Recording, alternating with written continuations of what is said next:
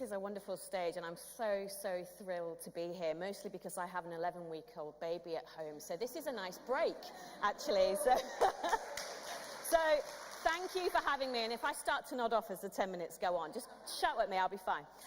So what I'd like you to do is to please find a partner, turn to the person next to you, and then adopt the traditional arm wrestling stance. I am then going to give you 15 seconds to then arm wrestle with your partner to get as many points as you can. You all know how an arm wrestle works. This is happening, guys, by the way. You're having an arm wrestle. I want you to adopt the stance. You know how it works. You push their hand down, you get a point. They push your hand down, they get a point. 15 seconds to get as many points as you can. Before you start, ladies and gents, I should say, Northern Power women will not be held responsible for any injury due to your over-competitiveness. Your 15 seconds start now.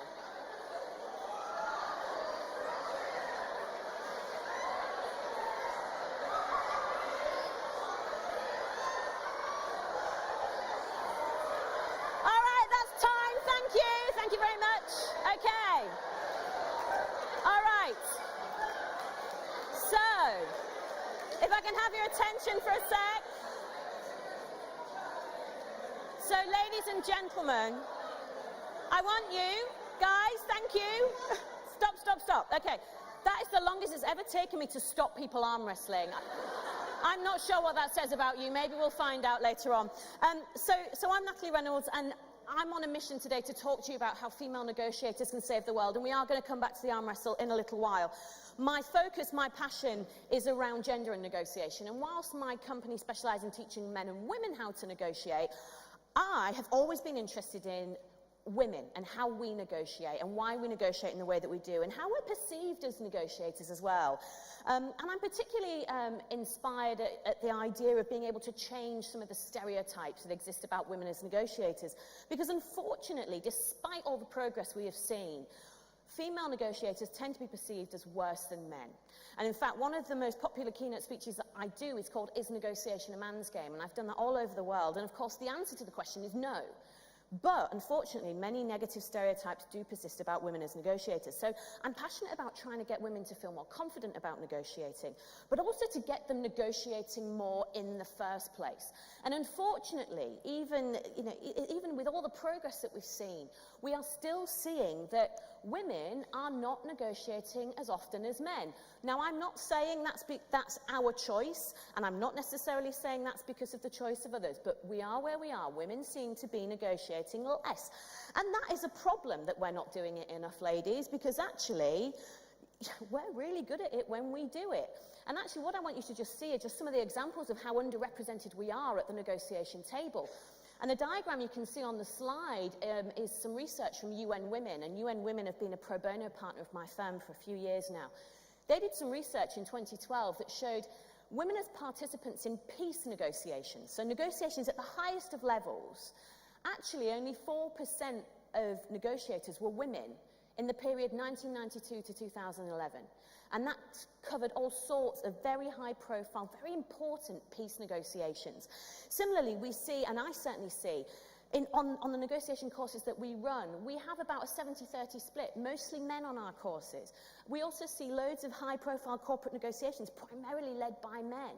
We also know that in the political sphere, women tend not to be represented in negotiations when it comes to major political issues.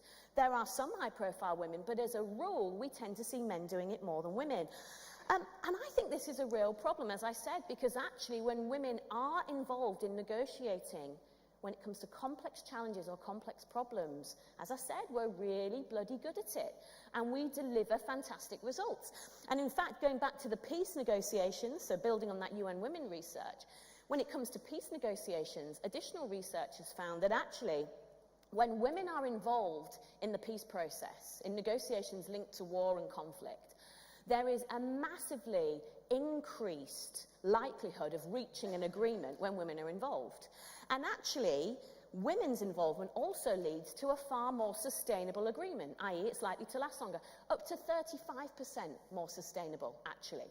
We similarly see this in relation to business deals when they're done, and political agreements. When women are involved, they're more sustainable. So why is that? Well, some of the reasons given for why women tend to produce more effective outcomes and outcomes that last longer, these are the reasons given that women tend to be more insightful. We tend to be more altruistic, creative. We tend to view compromise as a positive thing rather than a negative thing. But actually what I want to talk to you about today is collaboration. And this idea that women are naturally very collaborative. And this comes out again and again and again in the world of negotiation. In fact, one of the most common stereotypes about women as negotiators is that we can't do the competitive, tough stuff. We are naturally so collaborative, we just can't do the competitive stuff. Well, I think that's actually a very lazy view, because, and in fact, when Hillary Clinton was speaking about the UN Women Peace research, she said, you know, peace negotiations aren't reached more readily when women are involved because women are inherently more peaceful. You know, women are also inherently very aggressive as well in certain situations. And I'm of the view that actually, whilst women are collaborative, we're actually also inherently very competitive as well. And of course, the arm wrestle is a lovely example of this, because there are two ways that you can approach the arm wrestle, of course, and most of you, I know there are a few people who've seen me speak here before, but most of you went for the naturally very competitive approach, which was basically this, which doesn't really deliver the result of get as many points as you can. That was your objective. I said it 3 times, get as many points as you can. And that very competitive way of approaching it, i.e. I want to win, doesn't deliver the results. And often a more collaborative approach can deliver a better result when we negotiate. Now, I should be very clear, I'm not saying that competitiveness in negotiation is a bad thing. It's not. It's just you need to refine how you approach the notion of winning. Because what we've certainly seen is that if you approach winning just from your perspective, then you often end up losing in the long term. Whereas if you can approach wanting to win from both sides' perspective, that's when you tend to get the best and most sustainable results. And the arm wrestle is a wonderful example of that, of course, because actually if you adopted the stance and then thought collaboratively, you could get a load of points. But of course, most people don't sit there and do that. Instead, they sit there and do that. They view winning purely from their perspective. So actually, I think we need to recognise, women, that we are able to do the tough competitive stuff, but also that collaboration is actually quite difficult. And it requires you to think differently. It requires innovation. It requires commitment. It requires you to stop and go, how can I get the best result here for both sides? But because we are naturally quite competitive as human beings, wanting the other side to win can often sit quite uncomfortably, even with the most collaborative of people. Now, as I've said, I don't think competitiveness is bad, and in fact what I like to start getting people to think about is this idea of actually collaborative competitiveness. Because if you could approach every negotiation wanting to win, but wanting them to win as well, what a different world we would live in. I think we'd live in a completely different type of world. And so my view is that men and women can both be competitive. It comes very naturally to us. But what about collaboration? Does that come naturally? Well, I believe it's very easy to compete, but far harder to collaborate. And we wanted to look at this in more detail. So my firm did some research in conjunction with one of the UK's leading business schools, and it's coming out shortly. And actually, what we were wanting to look at is, do men and women approach negotiations differently? Are men naturally more competitive? Are women naturally more collaborative? And actually what we discovered upon looking at negotiations and interviewing people and observing people is that men and women both tend to approach negotiations wanting to collaborate. They recognise that collaboration is the best way to get a result. But the difference is that women then are prepared to invest in collaborating.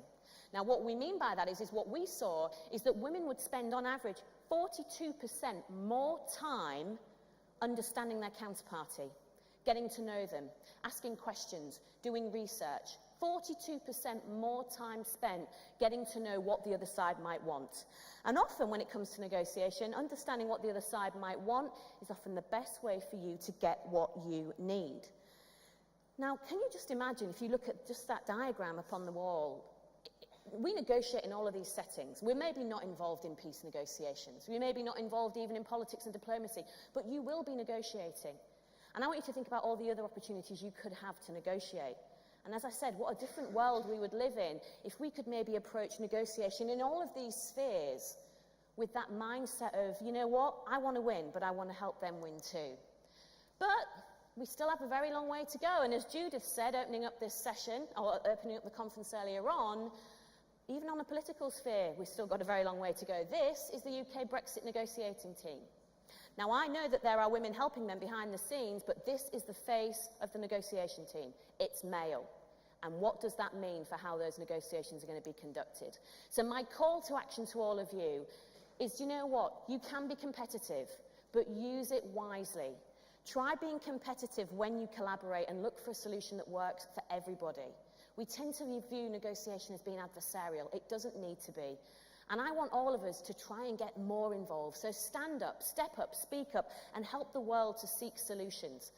The world, particularly at the moment, needs women, and therefore the world needs all of you. Thank you.